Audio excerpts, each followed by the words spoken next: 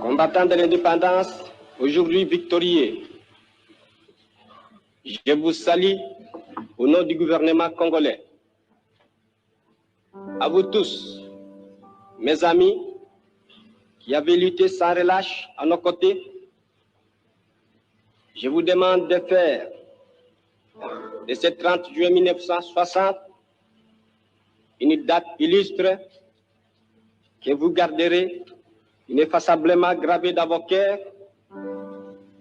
une date dont vous enseignerez avec fierté la signification à vos enfants, pour que ceux-ci, à leur tour, fassent connaître à leurs fils et à leurs petits-fils l'histoire glorieuse de notre lutte pour la liberté.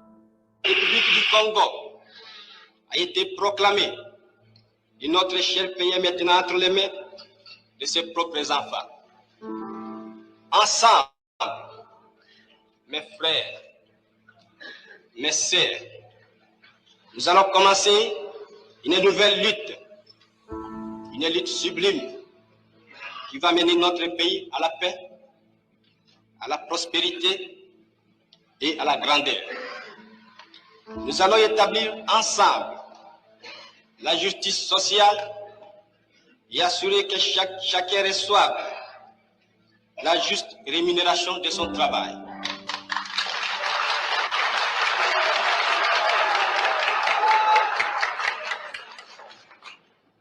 Nous avons connu les ironies, les insultes, les coups que nous devions subir matin, midi et soir, parce que nous étions des nègres. Qui oubliera qu'à un noir, on disait tu, non certes comme à un ami, mais parce que les voix honorables étaient réservées aux seuls blancs. Nous avons connu que nos terres furent spoliées au nom des textes prétendument légaux qui ne faisaient que reconnaître les droits du plus fort. Nous avons connu que la loi n'était jamais la même, selon qu'il s'agissait d'un blanc ou d'un noir, accommodante pour les uns, cruelle et inhumaine pour les autres. Nous avons connu les souffrances atroces des relégués pour opinion politique ou croyances religieuses. Exilés dans leur propre patrie, leur sort était vraiment pire que la mort elle-même. Nous avons connu qu'il y avait dans les villes des maisons magnifiques pour les blancs et des paillotes croulantes pour les noirs. Que les noirs n'étaient admis dans les cinémas, ni dans les restaurants, ni dans les magasins européens. Que les noirs voyageaient à même la coque de péniche, au pied du blanc dans sa cabine de luxe. Qui oubliera enfin les fusillades où périrent tant de nos frères. Les cachons furent brutalement jetés, ceux qui ne voulaient plus se soumettre au régime d'injustice, d'oppression et d'exploitation.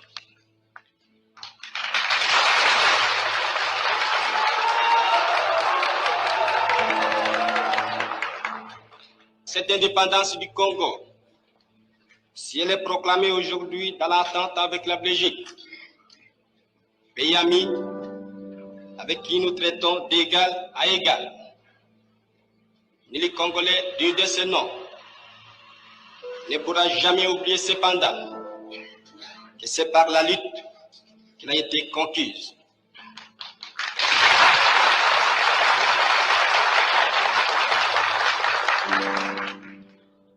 Une lutte de tous les jours, une lutte ardente et idéaliste, une lutte dans laquelle nous n'avons mélangé ni nos forces, ni nos privations, ni nos souffrances, ni notre sang. Cette lutte qui fit des larmes, des feux et des sang, nous en sommes fiers jusqu'au plus profond de nous-mêmes, car ce fut une lutte noble et juste, une lutte indispensable pour mettre fin à l'humiliant esclavage qui nous était imposé par la force. Ce qui fit notre sort à 80 ans du régime colonialiste. Nos blessures sont trop fraîches et trop douloureuses encore pour que nous puissions les chasser de notre mémoire.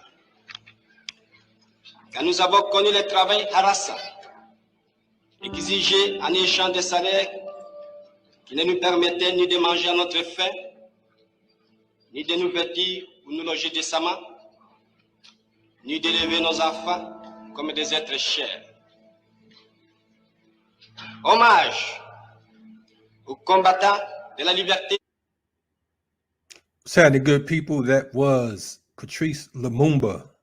Patrice Lumumba, one of our heroes. You know what I'm saying? We talk about Africa and we talk about revolution. We can never, ever, ever forget Patrice Lumumba. Tonight, we have a marvelous, dynamite political education experience for you. You know what I mean? This is a very important interview, one of the most important sessions that I've held in recent times. And what I wanted to do today, it is Congo Week. Internationally, it's Congo Week. So I wanted to do two things. I wanted to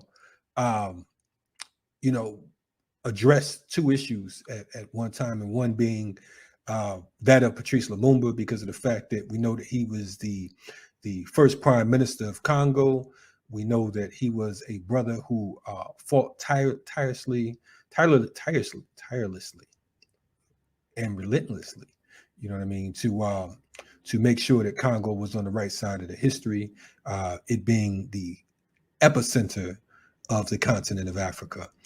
So what I wanted to do today, I wanted to reach out to one of our beautiful sisters and daughters of revolution, and that being Juliana Lumumba, who is the daughter of Patrice Lumumba. And we wanted to talk about her experiences with her father, the man we know as Malcolm said, was the greatest man to walk up out of Africa. That's according to, our shining prince, Malcolm X. So I pre-recorded this interview, and in the pre-recording process, we actually, she's broadcast from the Congo. You'll see her in a minute, coming in from the Congo, and we had some tech difficulties in the first 15 minutes, so we actually lost the first 15 minutes. But it was a convo around again her father and her earlier experiences. You know what I'm saying? But we're looking forward to having her back on. And after the interview with Miss Lumumba, we have our brother Maurice Carney, who'll be coming on and giving us an update of what's going on in the Congo and what took place after the assassination of Patrice Lumumba. It is very important that folks never forget Patrice, because of the fact that he wasn't only assassinated, he was totally dismantled. You know what I'm saying? He was brutally murdered. You talk about him being beaten at first and then sat in front of a firing squad, and from there buried, him and his two comrades, and later have his body chopped up and dipped in acid. We're going to talk about some of that stuff here on Riot Starter TV. So I want y'all to stay tuned. We'll be right back at you after this particular joint.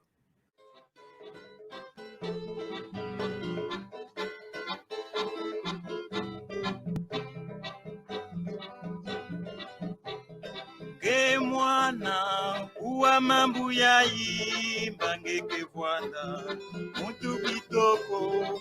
Ke mwana uwa mambu ya imba ngeke vwanda mutu mayele uwa malobi yabakuluntu amwana uwa malongi yabakuluntu amwana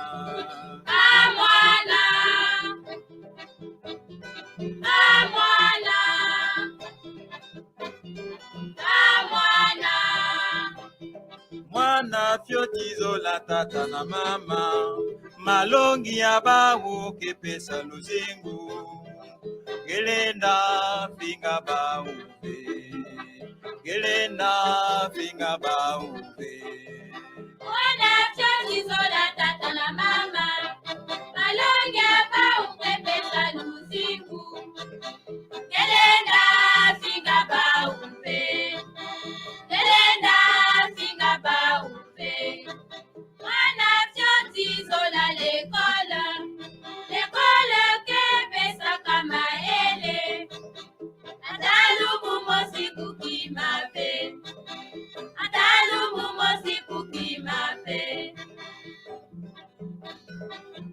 kuwa malongi kuwa malongi ya baboti mwana kuwa malongi ya baboti mwana kuwa malongi kuwa malongi kuwa malongi malongi ya baboti mwana kuwa malongi ya baboti mwana kuwa malongi kuwa malongi kuwa malongi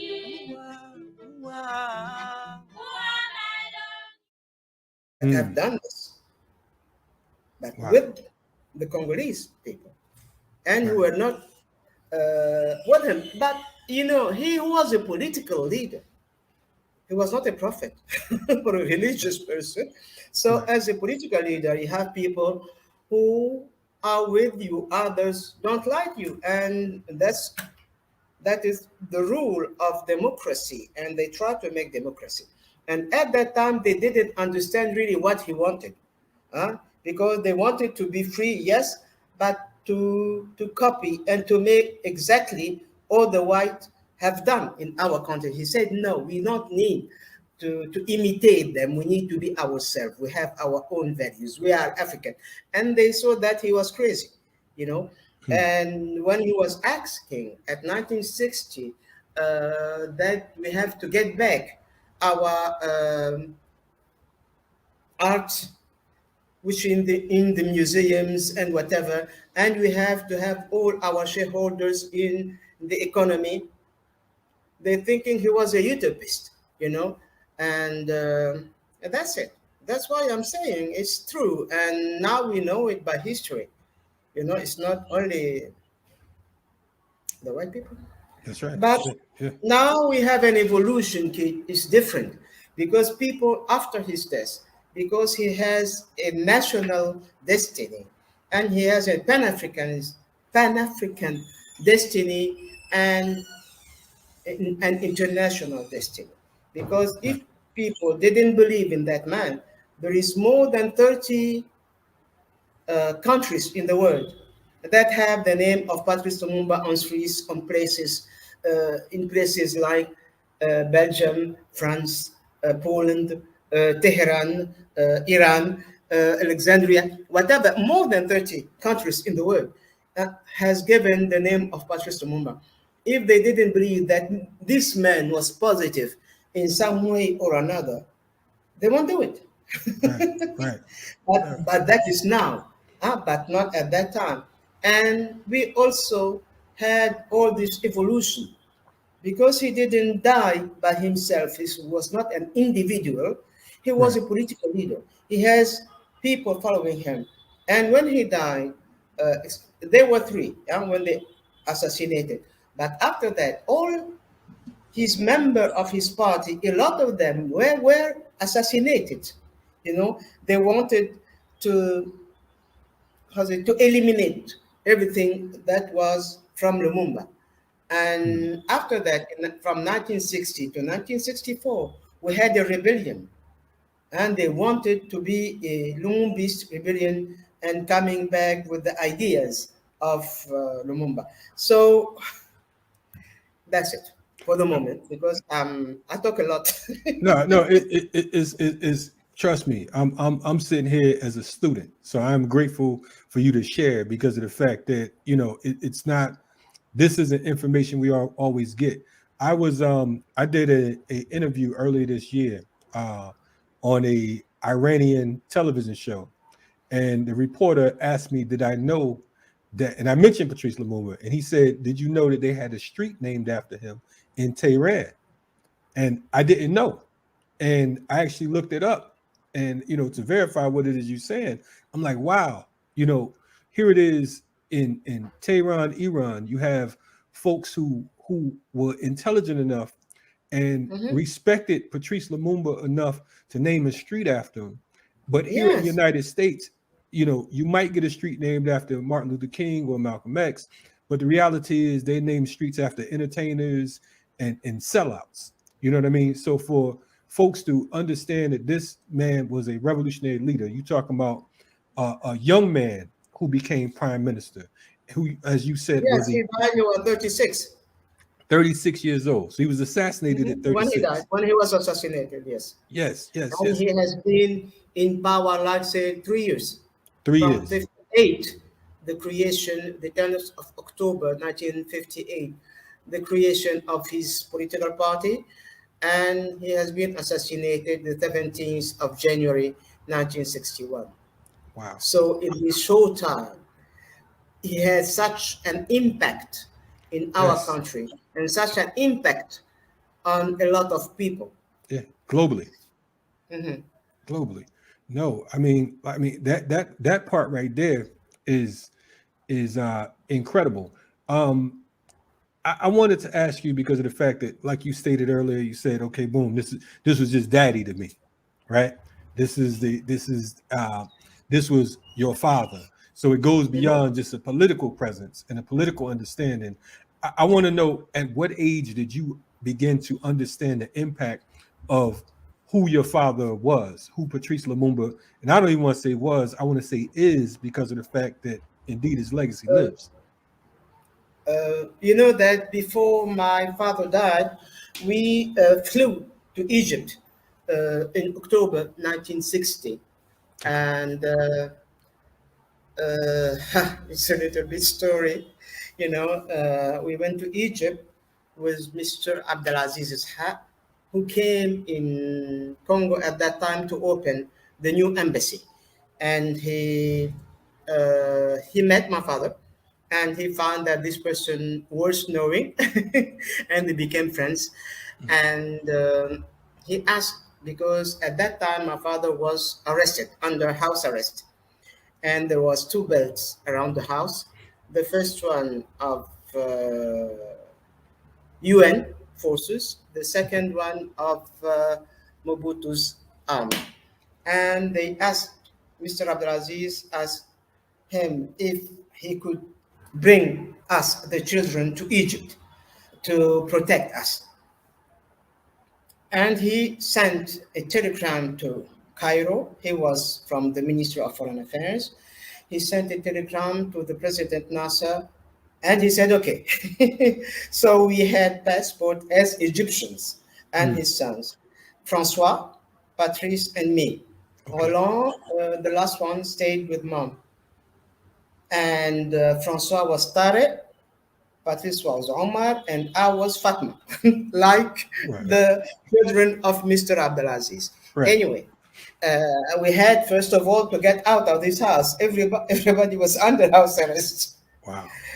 Anyhow, coming, and they have a pass to go and see the prisoner at United Nations. As a member of an embassy, he came, and he said he had to give some, boisson, drinks, to the prime minister. Our father, that's Francois who told me, he was 9 years old at the moment. I was something like more or less 5 years. And he said that, yeah, you're going to Egypt, you're going to learn, you are going to go to university, but whatever you became, you have to come back home to work. And that's Francois told me, Dad says that. So Right. they put that in the jeep, all the empty boxes of drinks, and heading to the airport. And it was terrible because everybody had the photos of Lumumba's children. Anyway, we get Wow. through Right. to the Sabina because we didn't have a national flight. And he said that we are his sons, but Mr. Abdelaziz was Egyptian. He was blonde with blue eyes. He was blonde with blue eyes, so it And was fun. he said you as children though. And we made a big tour from I don't know, to make a big tour, and we arrived in Egypt, you know. And we arrived there, making a church.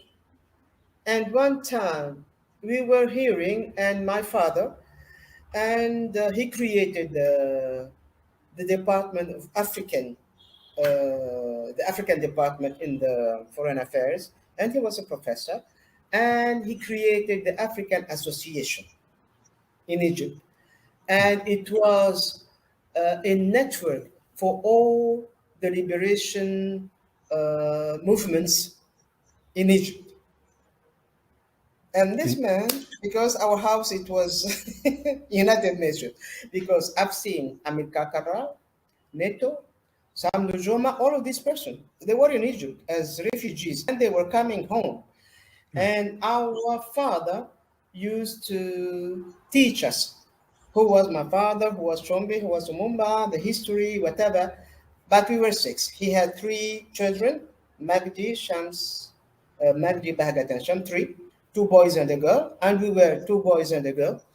And we grew up, there was no difference between us, the black one, and the white one. Never.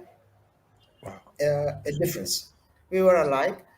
And I remember we were young, we started hearing in the streets, Lumumba, Lumumba. We were looking, that's our name. Right. And people, there was, how said it, manifestation, how said it in English? In the streets. Protesting? Huh? They were protesting, yes. or? Yes, not protesting because they heard that Lumumba was assassinated. Oh, and okay. I was very young, and I was always sick. And so from the government, presidency, they came and took Francois and Patrice, and they went to see all this, manifestation. You understand, when people protest in the street. Right. Huh? Right. Yeah. Like a memorial type. Yes, in the streets.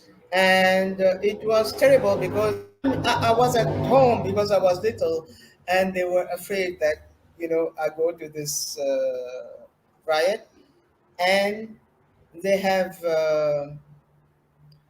burned and break the American University of Cairo.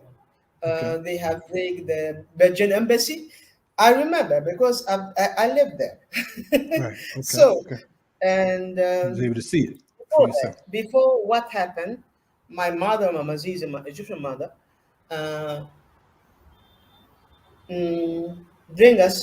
told us to come, and we stayed, everybody, white and blacks, brothers and sisters, best, and explained to us what happened and that our father was assassinated. Wow. So, but you first heard about this in the streets, though. You heard the chanting first. Mm-hmm. I mean, we heard it from our parents, Egyptian parents first, to let us know what happened really. Wow. And then when it was public in most of the world, people going by the streets everywhere to protest against. Right. So the presidency came and took Patrice and Francois to see what's happening and what it is. So we were aware very young. So you were still in Egypt at the time. Used to teach us who we were and who is our father. In Egypt, their second language is English, Right. but they sent us to French schools because we had to go back home and speaking French Wow. for our country. And I remember they were Muslims, but my father, he said to his wife, mommy, that he has to go with us to church every Sunday because their father gave them to me Christian and they will remain Christian. And that's it. So he respected the belief Yeah. system. Yeah. Now how long No, did you because it was like that at home, half Christian and half Muslim. And on Sunday, we were protesting because our brothers and sisters are sleeping and we have to go to church. So father said, everybody to church. And that's it. everybody got to go? Okay. So Yeah. how long did you all stay in Egypt from at that point? How long did you stay in Egypt?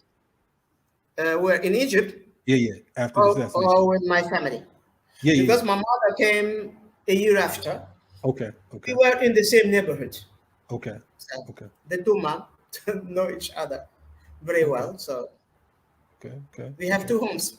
When I was young, I believe that everybody was like me, having a white mom and a black mom and a white dad and a black dad.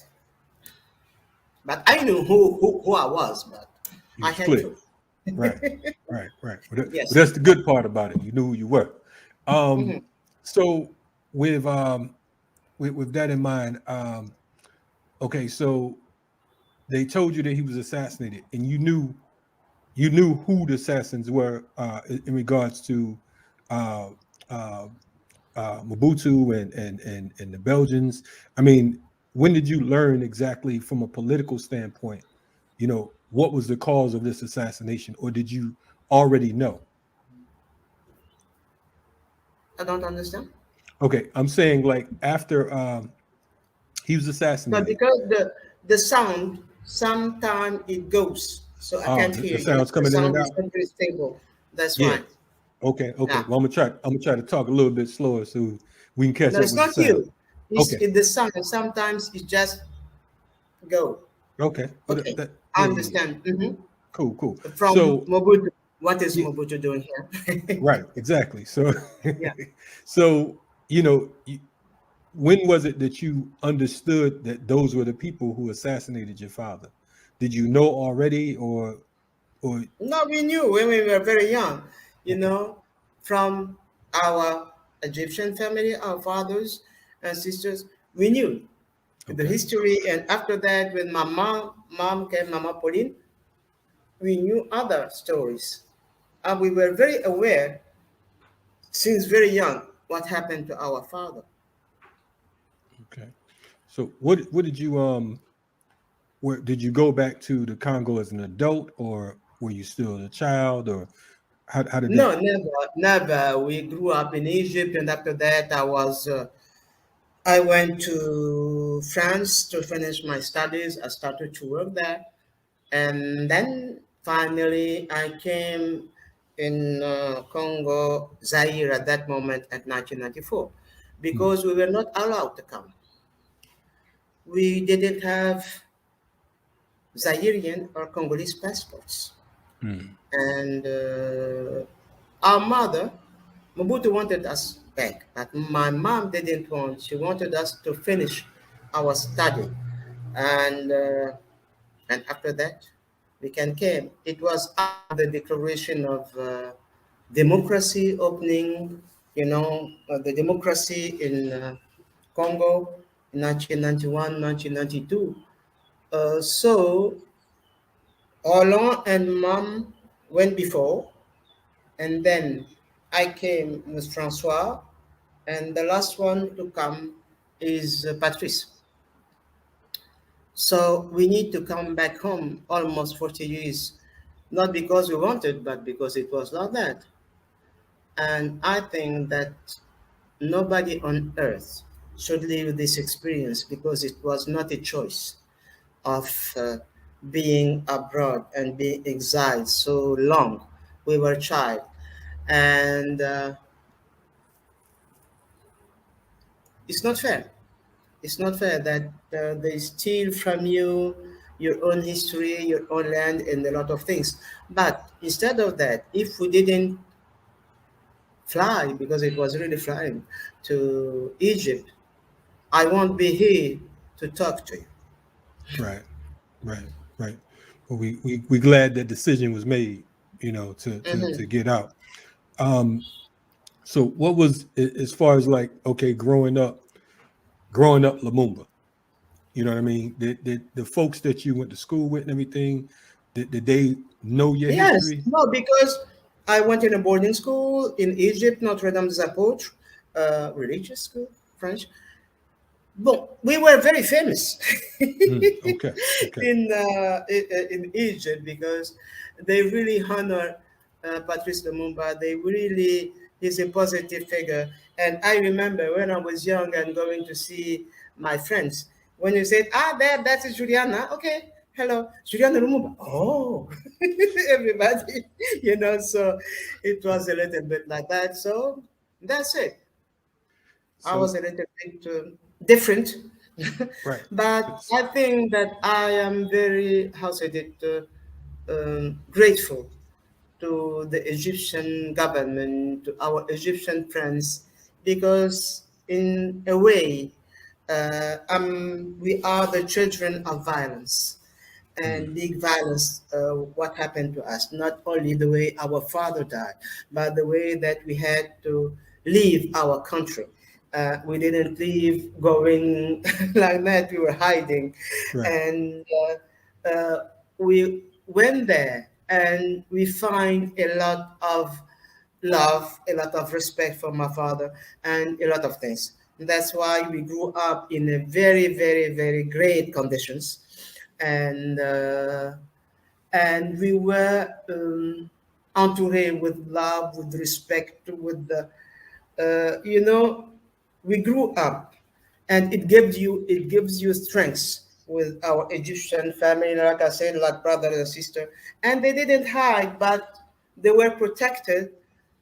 um, and in the meantime, they were telling us what we are and how we should go back, and it's normal. Not telling us, you have to stay here forever. No. You're going to be great people, to be great like your father, and go back to your country. And that's why I'm grateful for.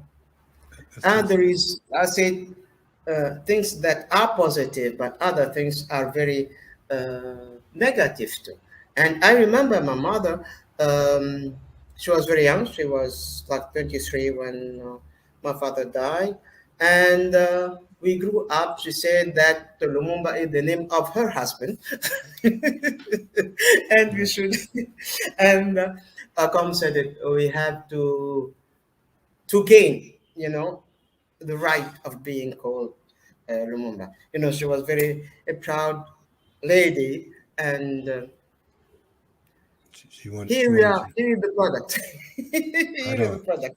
Yes. Yeah, Yes. of this Greek lady. So I read recently that they had remains of your father. We understand the conditions and everything that took place. Mm-hmm. Can you speak to that, because of the fact that we've gotten? Yes, I know.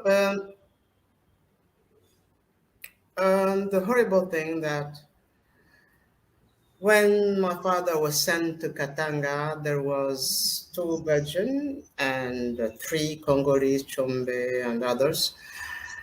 And they started beating them. There were 3 of them, Lumumba, Okito, and Polo.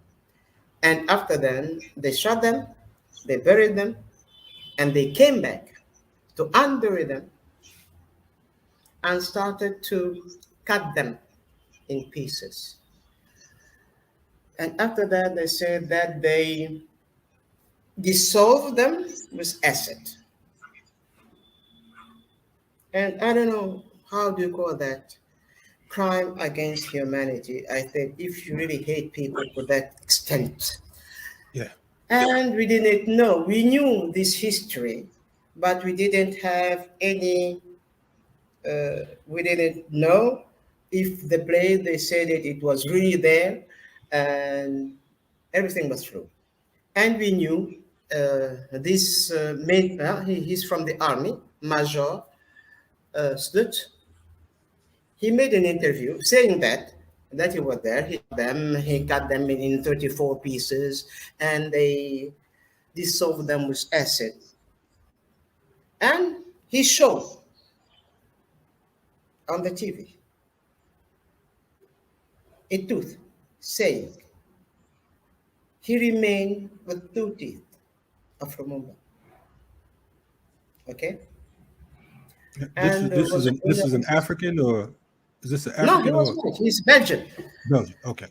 No, he was from the army. Right. The Belgian army, working with the Katanga rebellion, secession. And when we heard that, they asked him, some journalists, he said, no, he threw them in the sea. It was not true. And after his death, his daughter said that she still remained with this teeth, one of the two, at home. Right. So one journalist who wrote about the assassination of Patrice Lumumba, a book, who made a buzz, everything, and he sued her for resale of human bodies, whatever. So it was now in the Belgian justice. Right. Okay. My brothers, Francois, Roland, and the others had made a complaint against the 10 Belgian officials that were at this time as, dans le complot of the assassination of my father, okay, 10 years ago. And this complaint has been in justice for 10 years. Already 10 of them died. Wow. Still remains 2 who are very old too. Right. I think that the Belgians are waiting for them to die. So anyway, after all these years, and I was thinking, we are going nowhere. And if there is a remaining of anything that exists from my father, we need to have it, not only a relic. It's symbolic. We need, after that, justice is very slow and it happens to nothing for the moment. So I said, you have to turn the way of this. And I won't do it in suing people because they are more strong than us as persons. They are a country and a government. I said, okay, I will write a letter, but how is it? I put it in the affect, in the sentimental way as a daughter. And I won't talk to the government. I don't want it to be political. We've tried politics. It doesn't worth it. I will write with the king and we will see. And I wrote this letter to the king because for 60 years and more than 60 years, it's still painful to know that our father died this way. And we don't have anywhere to house it as African, as a daughter, to go and see him and to pay respect as a daughter. And I think as a daughter, everybody wants to give respect to his dead parents somewhere, to remember them, to go and there. Not only as a daughter, and it's important. And this truth is it's symbolic. And he has to go back to his country, to his own country, to the country who loved so much that he died for it. Because they tried to give him money and anything, and he refused because he believed in this country. And that is on my way as a daughter. And I was very close to my father. And if you find a photo with a child, it's me, with my father. Right. And I have a photo here with my father. And as a first prime minister of the Congo independent, it's important for this country. And even here, you have the biggest street here is Lumumba, and people who believed in him who have the right to go somewhere to pay respect to their national hero, because he's a national hero now here in GRC. And the 17th of January is a holiday, you know. Mm. And not only nationally, and also for all the people who believed in him, he needs to come back. He needs to come back where he belongs. He Right. needs to come back for us children, for Congolese people, for any African from the continent or abroad, like the Afro descendant. You, for example, if you ever went to come and to pay respect to this man, if you believe in him. So that's how I felt it, and I wrote to the king, and they replied very quickly and accepted to, To return it. yeah, Okay. return So remains. So we were okay. We adjusted that with the Belgian government. He had to be here since last January, 2 years ago, and the delay um, is from here, from the presidency. Don't ask me why, because I don't know. The last time it was because of COVID. So I hope that this time it will be the right time and he can come back home.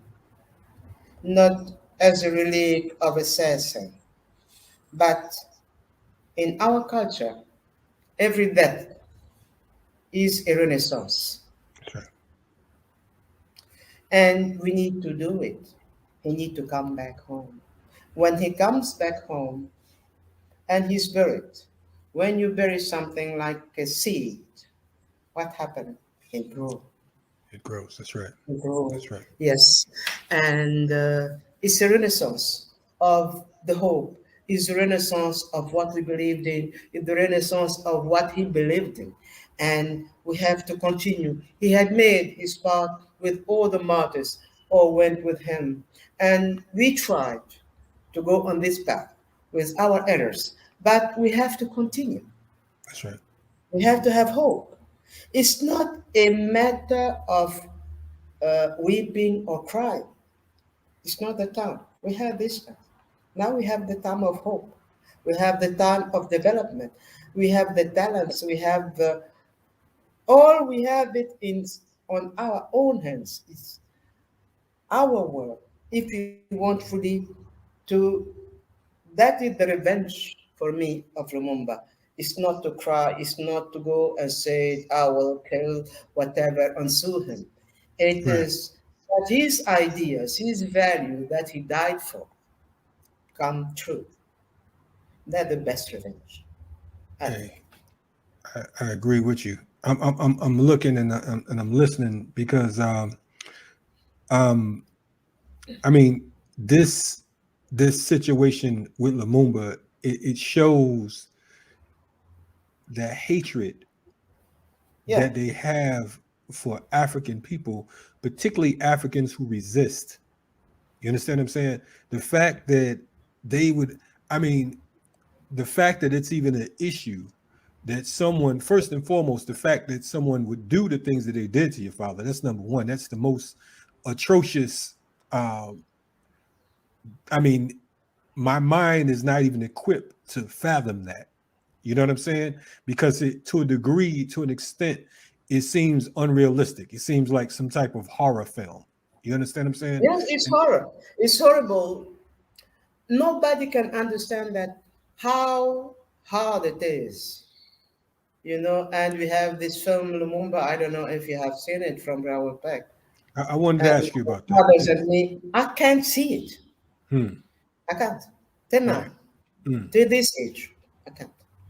Yes. Yes. Yes. It's horrible.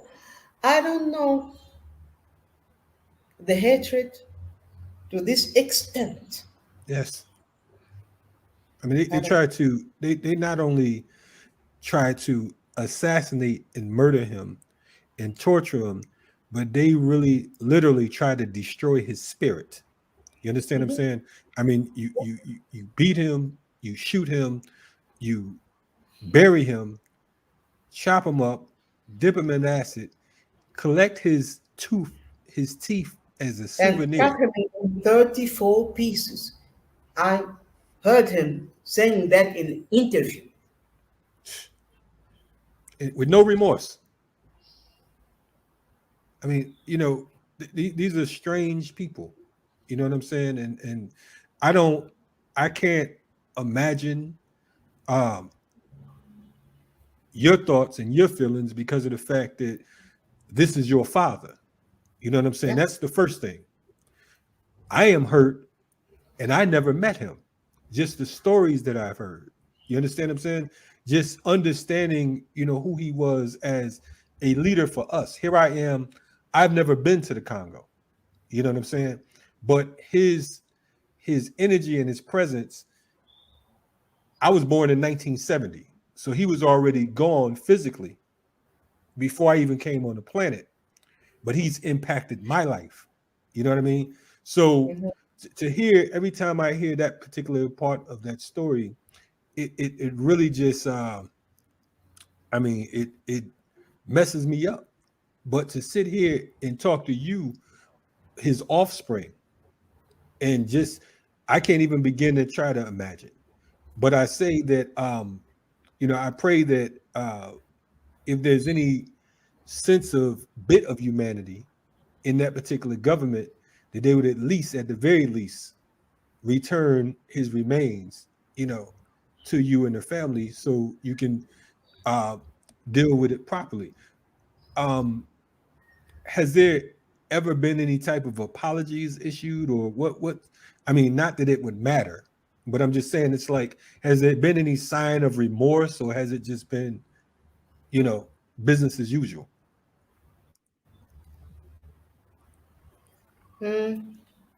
What do you ask? Because the voice was. It was going in and out. Yeah. I was saying, has there been any sign of any remorse or apologies issued, or did they just not care at all? I don't really like talking about that. It's so emotional. Right. Apology, I don't know. Right. I mean, I not that it think would. that, wanted to give us back the remain is important. Right. They had made apologizes it was a committee hearings. They made an apology for the Congolese and family, and they say they had moral issues. They had made apology. But anyway, apology is okay, but we need to reconciliate That's right. not only our country, because it's a reconciliation between Belgium and Congo if the remains of my father comes. But when we say reconciliation, it doesn't mean that I accept and I forgive. It doesn't mean that we need to reconcile also our memories, because we don't have the same memory as African Congolese as Dutch. That's right. And like I said, we always forgive, but never forget. That's right. Right on. And it's important. And I had the example. You talk a lot of my father, and we are the product. But if we didn't have the mother that we had, we won't be like that, because she passed through a lot of things, a lot of suffering, a lot of cruel things too. Because after the death of my father, they took her, saying that is the tribal habit. She was almost no naked in the streets of Kinshasa. And we have this woman. And she was beaten. She stayed with the roll under the rain for hours. And she passed through a lot of things. But my mother never complained and never talked about it. She said we had to go through. We have difficulties. We don't have to try to cry. We have to get to look for issues and go on. And she was a very, I said, cheerful person, very severe, but she was Mama. And I can tell her, Mama, I want to be a president. She's okay, go, let's go and start, And she was a wonderful person. And what she had through, never complained, go forward. Wow. Because she married very young. She has been a widow very young. She was 23 or 24. Oh, wow. She never married again. She died 6 years ago. So after 53 years of being a widow. Wow. And she died. She finally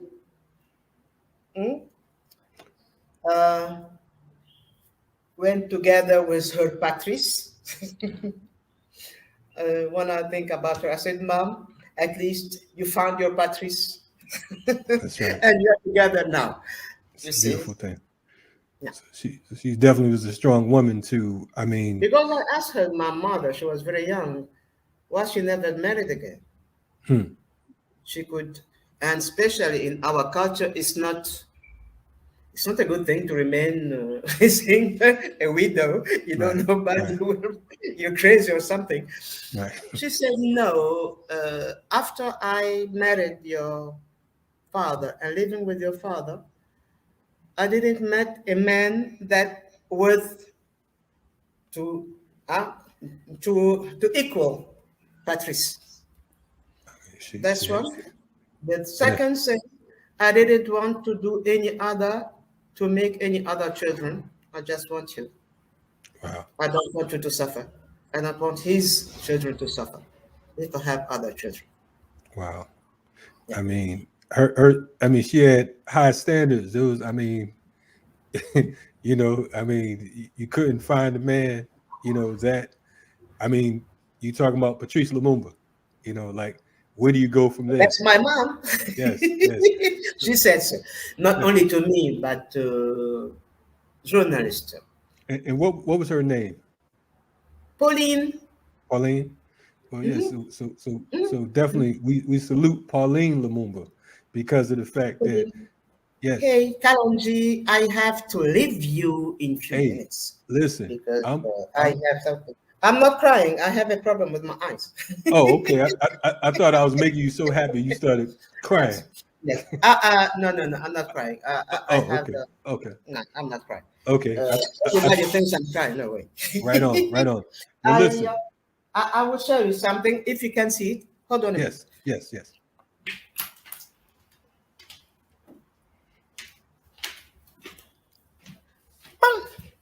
You can see that. Wow. Yes. That's me and Daddy. That is beautiful. That is beautiful. That is me and my father. Wow. He looks so proud. Yeah. You look just like him. I look so happy. Man. That's the best. That is beautiful. That is very beautiful, man. Okay. We so definitely I appreciate hope you sharing. that you have enough of Listen, me today because I have other things to do. It's all good. I am absolutely grateful. We appreciate you spending time with us today. Man. Yes, gratitude. Thank you so much. Thank you. And Thank you for listening to me. And to my bad English, Listen, your I will English, I will improve it next time. your English is better than mine, I think. Then your Yes. French, but not English.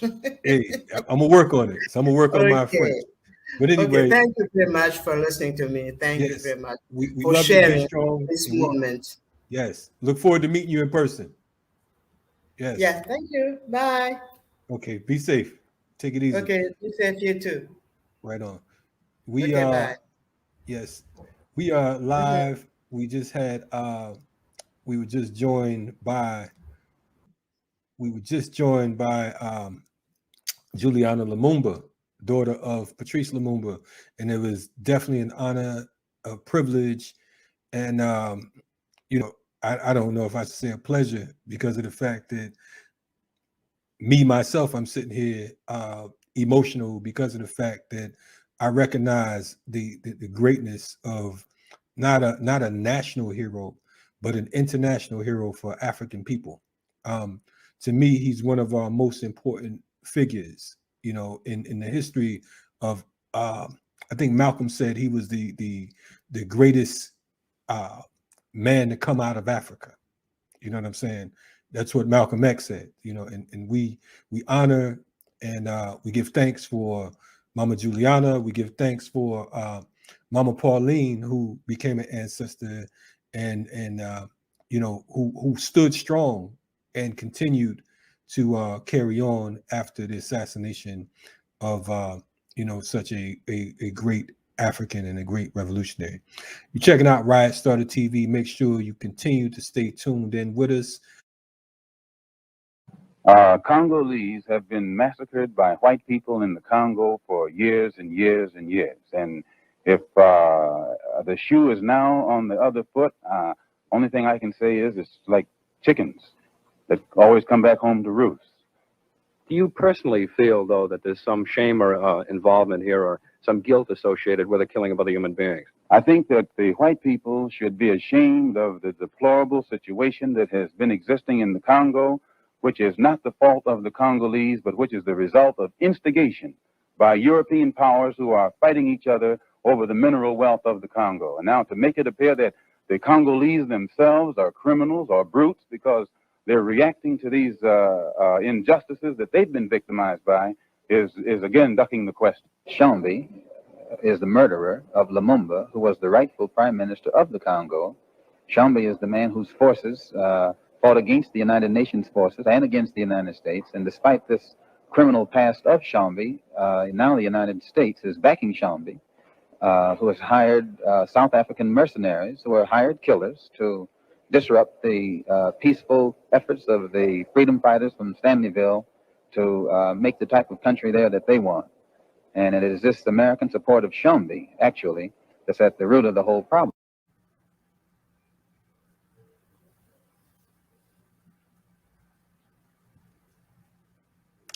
What's happening? We are back again, live and direct. You know, we just had our great mother, you know, daughter of revolution herself, Miss Juliana Lumumba on. And, you know, I felt like if we're going to have Juliana on and we're going to talk about Patrice Lumumba, we can't end there. We got to talk about what's going on, you know, in the Congo present day. So we called our good comrade, who's no stranger to Black Power Media, and who's no stranger to Africa, and wherever there's a fight, particularly in the Congo or DC, he's somewhere in the middle of it. I want to introduce you to our brother Maurice Carney. What's happening, brother? How you doing? Good, man. Good. It's good to be back with you, brother Kalonji. Man, always a pleasure. You know, you're unlike that other guy over there, that guy Pauline. He had so many wonderful things to say about you. Oh, did he? He probably want to borrow some money. You know how that goes, man. But definitely, you know, shout out to our brother Kwame and to Sister Tyra for actually making the interview with Miss Lumumba happen because of the fact that you know, there's a lot of persistence, you know. So Friends of the Congo, tell for the folks who are unfamiliar, whatever, tell us about Friends of the Congo and the role that you play. Friends of the Congo, in essence, is a solidarity institution. If you're familiar with Pan-African history, we come in the tradition of the Friends of Abyssinia that established by individuals like CLR James and in the 1930s come to the assistance of and the support and solidarity of the Ethiopians. In the same vein, today, based on the level of the attack against the Congolese people, both regionally and internationally, we felt that there was a need to establish an institution to sound the alarm about the wars of aggression that are being perpetrated against Congo, backed primarily by the United States. So Friends of the Congo has been in existence for about 2 decades or so now, with 2 overarching aims. One is to raise global consciousness about what's transpiring in the heart of the African continent. That's where the Congo is situated. And the second is to provide support to local institutions, particularly revolutionary institutions that are trying to bring about change in the country and fulfill the vision of Patrice Lumumba. So that's Friends of the Congo in brief. Hey man, that's it might have been brief, but it's powerful. So we definitely commend you all for that work and those efforts. And I can honestly say, when it comes to being updated on what's going on in the Congo, it is a blessing that you comrades have chosen that particular part of the battle, because of the fact that it's one struggle, it's one aim, it's one Africa. As Garvey said, yes. But it's good to have folks who are who serve as delegates, to so to speak, and ambassadors to make sure that we get the proper information from a revolutionary perspective. I want to, we know that we like I said, I spoke to Ms. Lumumba about, her father. Yes. But we really didn't get into what took place after the assassination of Patrice Lumumba. Can we get into that a little bit, and let's walk it up into present day? Sure. And the assassination of Lumumba and, of course, his comrades, always have to mention Maurice and Polo, Joseph Okito, who were part of Lumumba's administration and revolutionary movement in the Congo. And the fact that the 3 of them were assassinated provides us with some insight into what unfolded, how it is that the United States in particular orchestrated the overthrow and subsequent assassination of Lumumba. But it wasn't just an assassination, Brother Kalonji. What the United States did was they overturned and dismantled this nascent democratic movement, this revolutionary movement, this nationalist Pan-Africanist movement.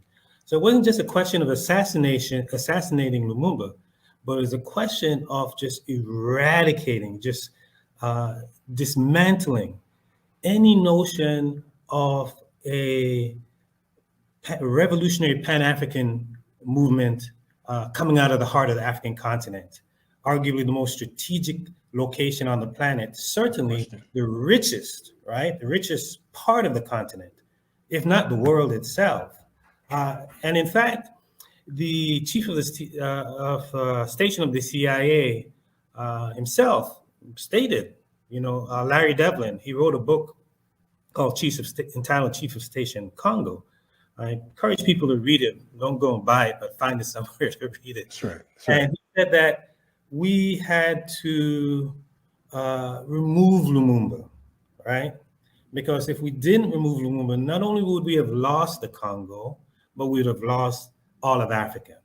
So here we see the enemies of Africa centering the Congo, right? On the one hand, in the case of Larry Devlin. On the other hand, you had Fanon.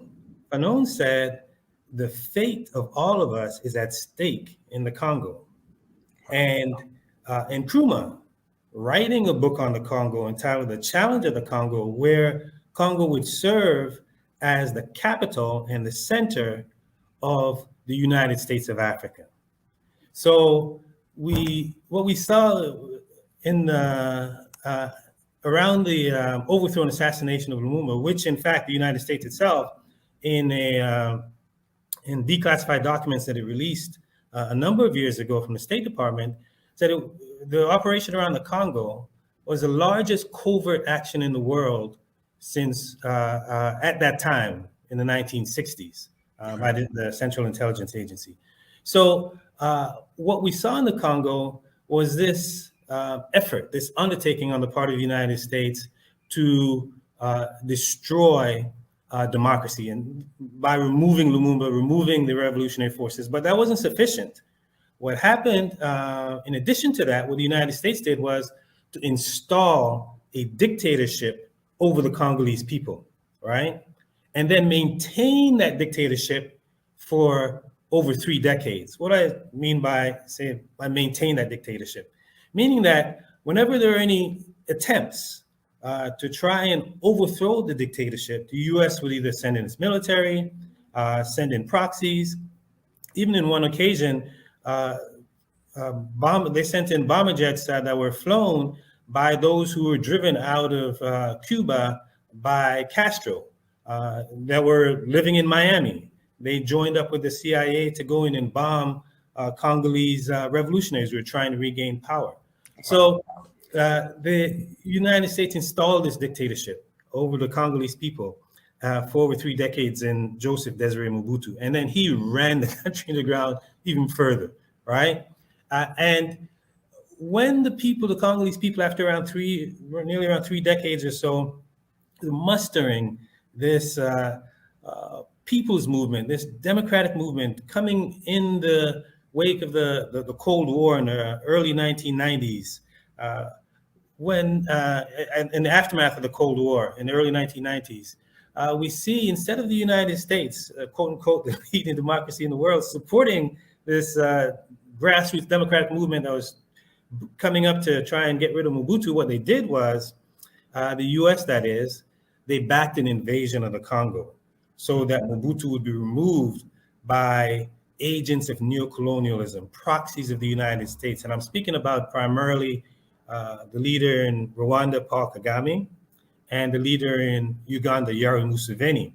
And this year, Congo Week, which as a part of Congo Week, is to commemorate the millions of lives that have been lost in the conflict in the Congo that was triggered by the invasion led by Kagame and Museveni. This year is the 25th anniversary, the 25th year since that war was unleashed on the Congolese people, a war of aggression. Rwanda and Uganda invaded Congo in 1996, and they backed the installation of Laurent Desire Kabila. They didn't like the way he was moving, so they invaded again in 1998. And those 2 invasions is what led to an estimated 6 million Congolese losing their lives. So when it comes to telling what happened in the Congo since the assassination of Lumumba, you've had the assassination, imposition of a dictatorial rule, the backing of a war of aggression by the most powerful country in the world, the United States. And then what we're left with today is a inept, beaten down political class that is so far away from the vision of Lumumba that you wouldn't recognize the country. And that's really, Congo is emblematic of what has unfolded throughout the continent as a whole, where you've had these independence leaders suffer from coups, wars of aggression, all imposed by imperialist forces, whether we're talking about the United States itself or France. So what we find is a continent that's bereft of any kind of revolutionary leadership, a continent that has an African Union that would reject the application of Haiti to be a part of the African Union and accept the application of Israel to have observer status. So that's where we are today, not only in the Congo, but the continent as a whole. The African Union is sort of like the the United Nations. Toothless. It sounds good in theory, you know what I'm Right. saying?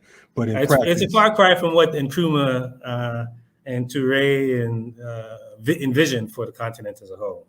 yes. How can folks, because of the fact that it's so much information, and I'm definitely glad you're here because of the fact that so often when folks talk about what went on with Lumumba, they talk about the Belgians, but they don't speak on the U.S. You know what I'm saying? Oh, no, U.S. was far more critical. Lumumba could not have been overthrown without United States, right? Without the United Nations. It was a coterie of imperialist forces that joined.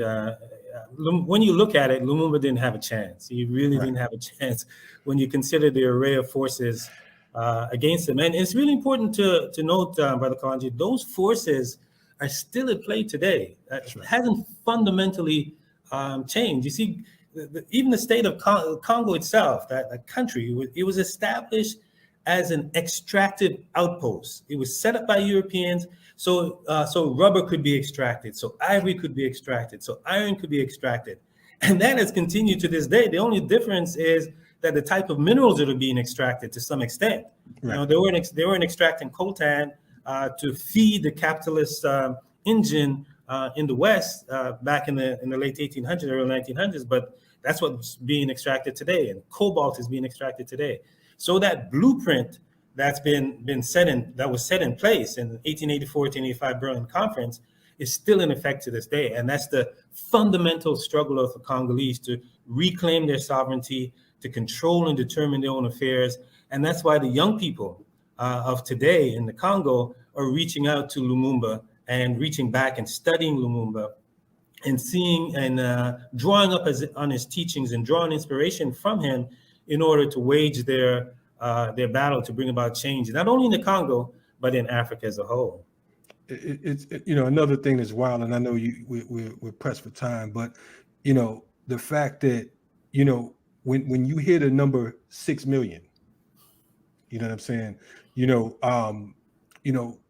the Jews in Nazi Germany, they're quick to say 6 million. You know what I mean? No one cries for the Congo. You spoke about that particular number, that estimated number, but you didn't talk about the torture. You didn't talk about the maiming and all of that type of stuff. Can you touch on that a little bit and why it's important for us to support Congo and the travesty and the terror that continues to this very day? Can you speak on that a little? Yeah, I mean, simply put, it's Black life. It's African life.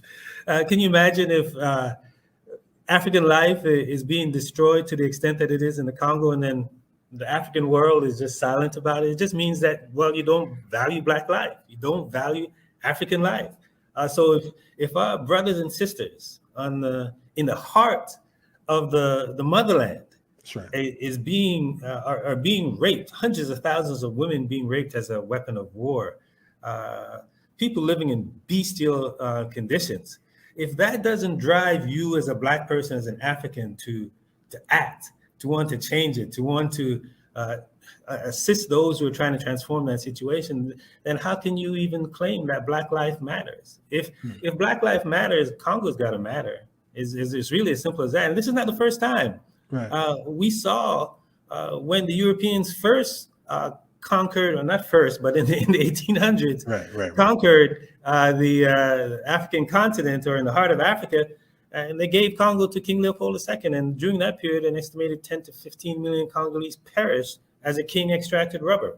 So that was like over 100 years ago. And then today, 6 million. So what we're saying at Friends of the Congo, we don't want 100 years from today for people to be saying how millions of lives are being lost in the Congo because they're extracting some mineral that we don't know of today.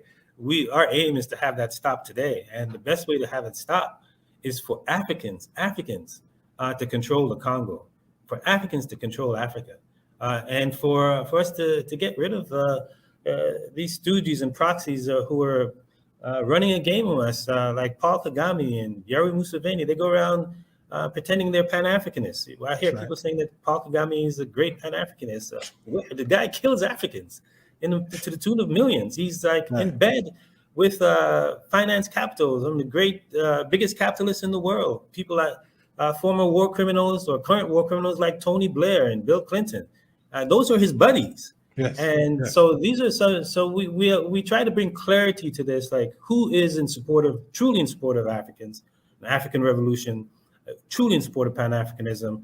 And that's part of what we do during Congo Week. It's a global teaching on what's transpiring, not only in the Congo, but in Africa as a whole. And we try to get beyond the corporate media, try to share with you the true story of what has unfolded in terms of the imperialist war of aggression against the Congolese people, not only a hard war, but also a soft war in the sense that the multilateral institutions that the United States control, World Bank, IMF, they write the mining laws for the Congo, and they write it to suit their corporate needs, and certainly not the needs of the Congolese people.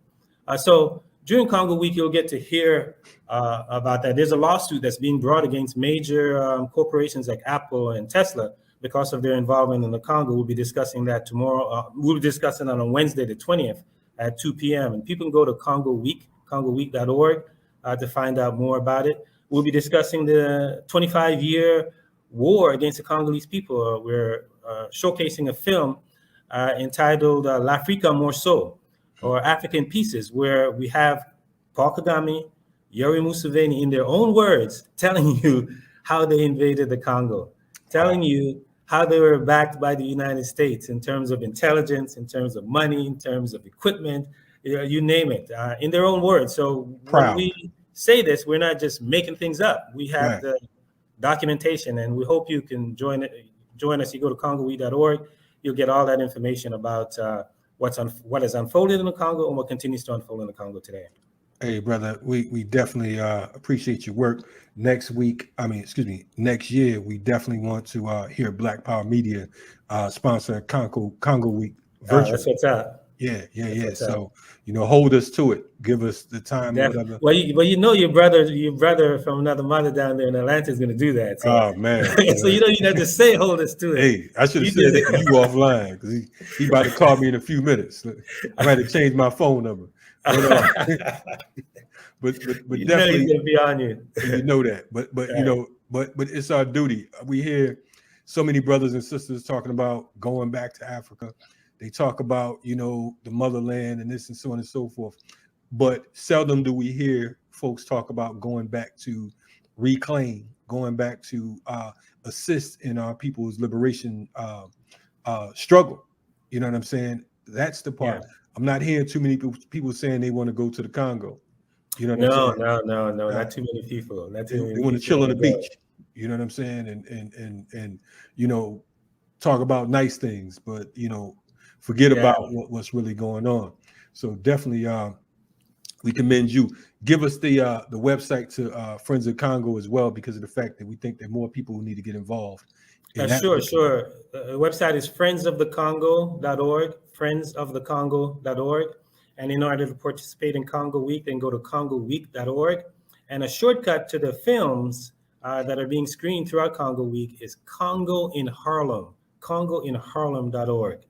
We usually bring Congolese filmmakers, practitioners, musicians to Harlem every year for Congo in Harlem, but we've been doing it virtually for the last couple years since the pandemic. So we encourage people to go to congoinharlem.org. A really interesting film on Malcolm X on the Congo. Another interesting film on the Black Panthers in the Congo, in Congo Brazzaville in the early 1970s, making connections then. So we have some really good stuff for you this year in the film series. We appreciate it, brother. I might have to become a card-carrying member of Friends of the Congo. Hey, man, you doing the work. You're already a member of Friends of the Congo. Hey, listen, friend all the way. I just want to do that out of spite for Kwame. You want to initiate a coup or something? Hey, man, you know how we do around these parts. Definitely, brother. Love and appreciation. Keep up the powerful work, and know that Black Power Media is a home for Friends of the Congo. Whenever you appreciate you. Yes, whenever you have anything that you need to bring to the table.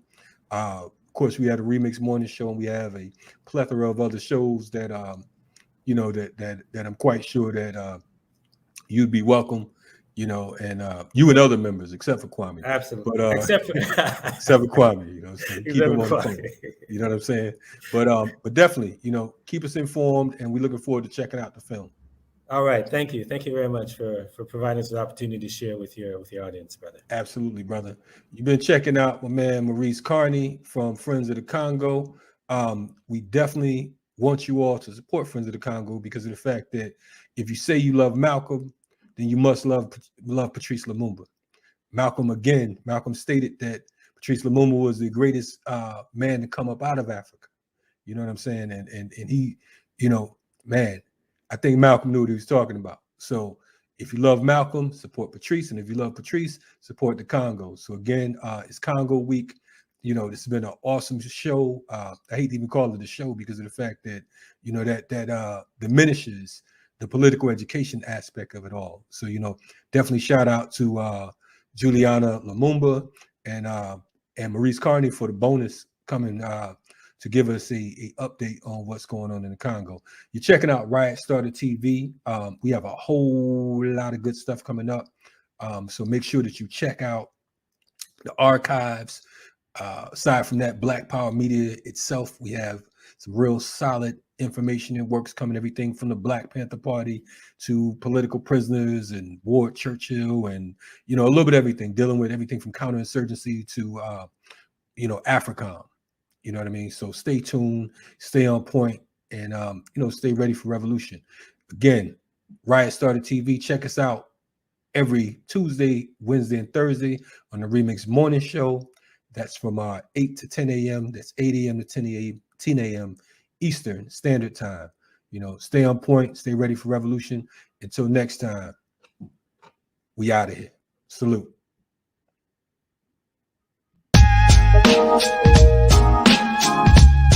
Thank you.